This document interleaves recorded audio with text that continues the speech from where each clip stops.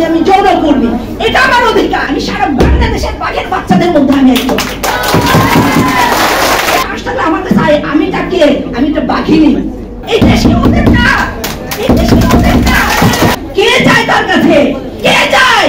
আপনাদের মতো বন্ধের পক্ষ থেকে এই যে যৌন পেশা কিন্তু আদি যুগ থেকে এসছে। কেন এসছে?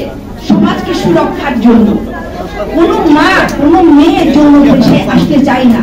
আপনারা তাদের কথা জানেন না, তাদের মনের কথা জানেন না, ঠিক আছে? আপনারা বলেছেন রাস্তা রাস্তায় ঘুরে কেন? রাস্তা রাস্তায় কেন ঘুরবে না? টান বাজার উচ্ছেদ কেন করলো?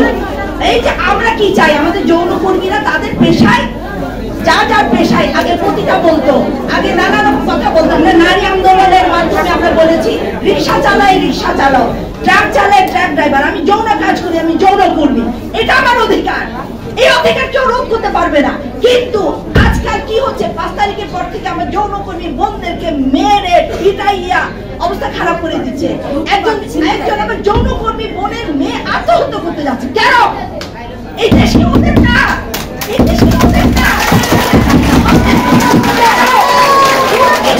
যৌনকর্মীদের উপরে, সংখ্যালঘুদের উপরে, এই পাহাড়িদের উপর কেন নির্যাতন হবে? বাংলাদেশের সবুজের মাঝে লাল পতাকা, এটার জন্য কি আমরা প্রাণ দিই নাই? এবার এই যে নতুন করে দেশ জন্ম হলো, আমার হিজড়া বোনেরা লাখ লাখ টাকা তুলে দিয়েছে, আমার যৌনকর্মী বোনরা রাস্তায় নেমেছে। তারপরেও কেন বলেন তোরা বেশ্যা, তোরা পতিতা? কে যায় তার কাছে? কে যায়? আপনাদের মতো মানুষের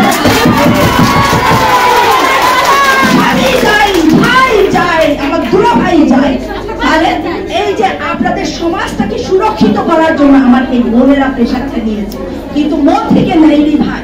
আপনারা যদি তাদের মনে দুঃখের কষ্টের কথা জানতেন তাহলে এই কথা বলতেন না। দয়া করে হানাহানি না, বৈষম্য না, আমরা নতুন করে দেশটাকে ছাত্র সমাজ যে দৃষ্টান্তমূলক দেখিয়েছে। আসুন না, আমরা সবাইকে এক সারিতে নিই। তুমি যৌনকর্মী, তুমি বেশ্যা, তুমি হিজড়া, তুমি আদিবাসী না বলে ধর্ম যার যার, দেশটা আমার। আমরা বৈষম্যহীন, ভেদাভেদহীন একটা দেশ করি, ঠিক না বলে?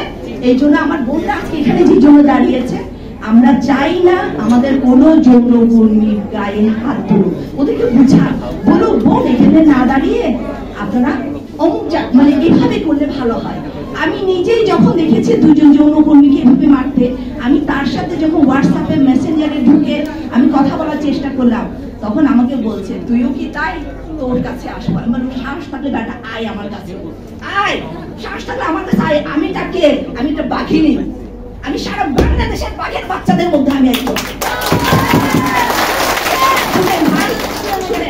আপনারা আমার ভাই, আপনারা আমার বাবা, আপনারা আমার সন্তান, আমাদের গর্ভ।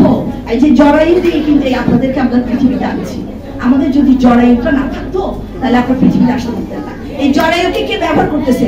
এই যে কিছু মানুষ ঘরে বউ রেখেও যাচ্ছে, আমাদের কাছে যাচ্ছে। কে যাচ্ছে?